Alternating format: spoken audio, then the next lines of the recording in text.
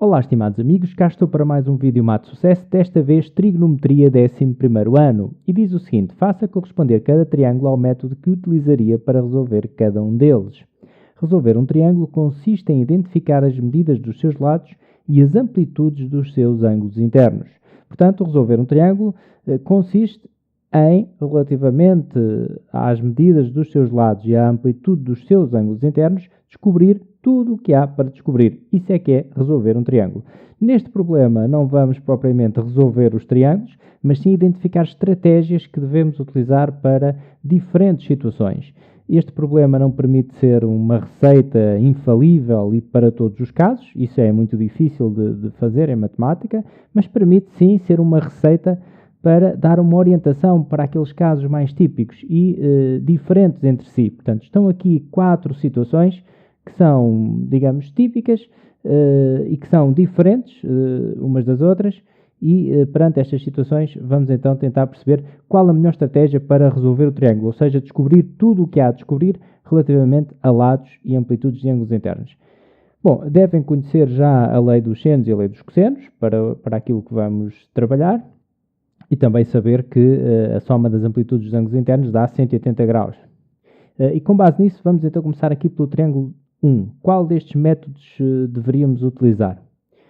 Bom, reparem, vamos tentar procurar a estratégia, o teorema, a lei, que nos permite ter menos variáveis para trabalhar. Por exemplo, neste caso, neste triângulo 1, nós conhecemos os 3 lados. Então, para resolver o triângulo, basta descobrir as 3 amplitudes dos ângulos internos. Então, o objetivo aqui é descobrir estas 3 amplitudes.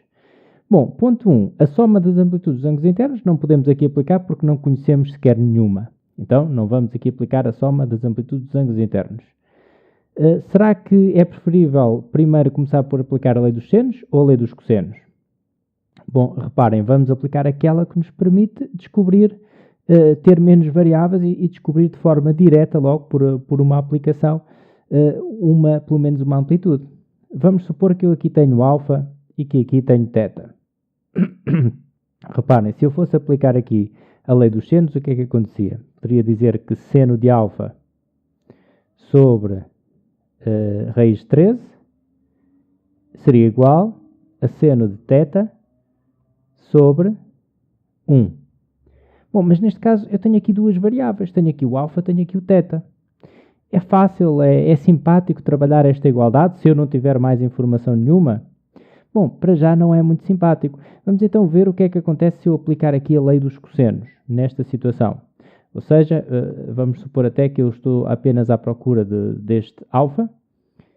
Eu posso encontrar facilmente aquele alfa aplicando aqui a lei dos cossenos. Reparem, a lei dos cossenos diz o seguinte: este lado ao quadrado, portanto, raiz de 13 ao quadrado, é igual a 1 ao quadrado, mais 4 ao quadrado, menos 2 vezes 1 vezes 4 vezes cosseno de alfa.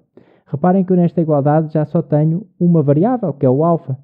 É conhecido este lado, portanto, o raiz de 13, consigo operar com isto, aqui também consigo fazer as contas e consigo então descobrir o alfa, que é a única variável que eu tenho aqui.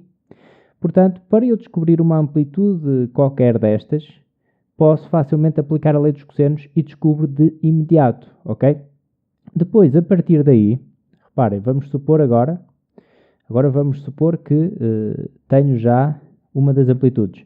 Mas vou já também responder à pergunta, porque já vimos então que aqui o ideal era aplicar então primeiro a lei dos cossenos, ok? Porque é o que me permite logo descobrir algo e, portanto, vamos já fazer aqui esta ligação.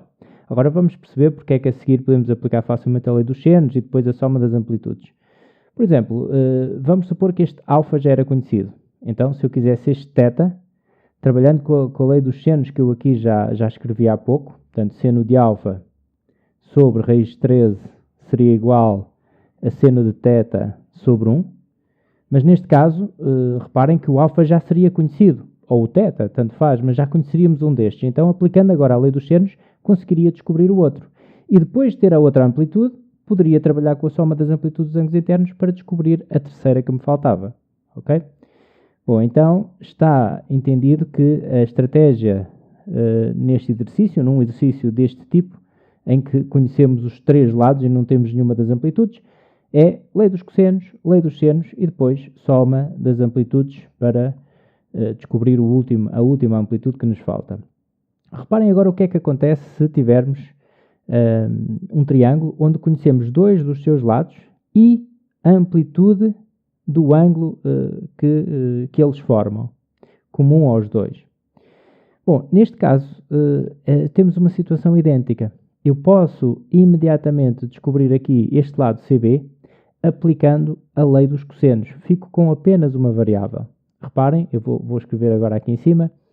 Se eu aplicar aqui a lei dos cossenos, posso dizer que CB ao quadrado, eu disse que convém saberem já a lei dos cossenos e a lei dos senos para compreenderem o que eu estou a dizer, ok? CB ao quadrado será igual a raiz de 3 ao quadrado mais 2 ao quadrado menos 2 vezes raiz de 3 vezes 2 vezes cosseno de 30. E reparem que aqui só tenho uma variável, só tenho CB como variável. Então, se eu aplicar aqui primeiro a lei dos cossenos, consigo facilmente descobrir o lado CB, ok? Depois de ter o lado CB, reparem, vamos supor que agora o lado CB era conhecido pela lei dos cossenos.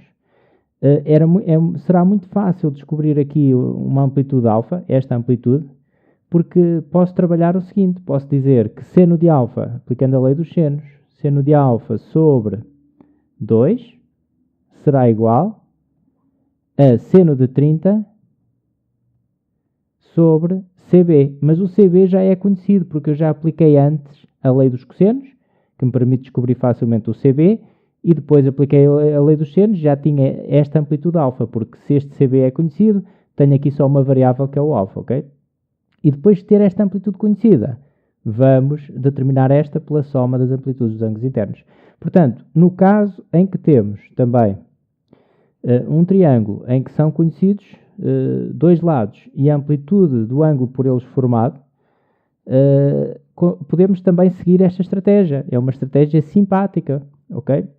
Portanto, aqui vamos também seguir este método aqui.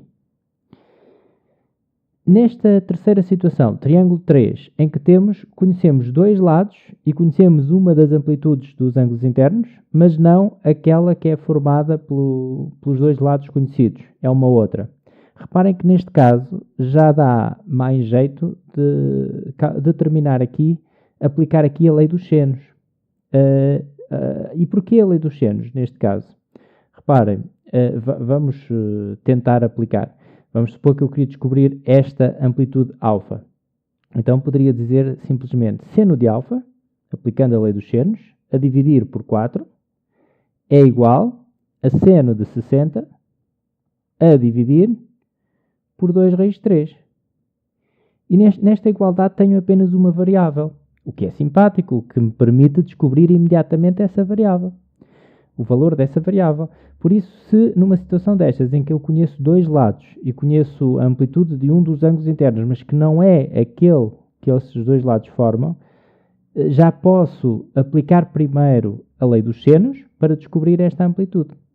E depois de ter esta amplitude, vamos supor agora que resolvíamos esta equação em ordem alfa, descobrimos este alfa, já tenho duas amplitudes conhecidas, posso determinar uma terceira aplicando a soma das amplitudes dos ângulos internos. Ok?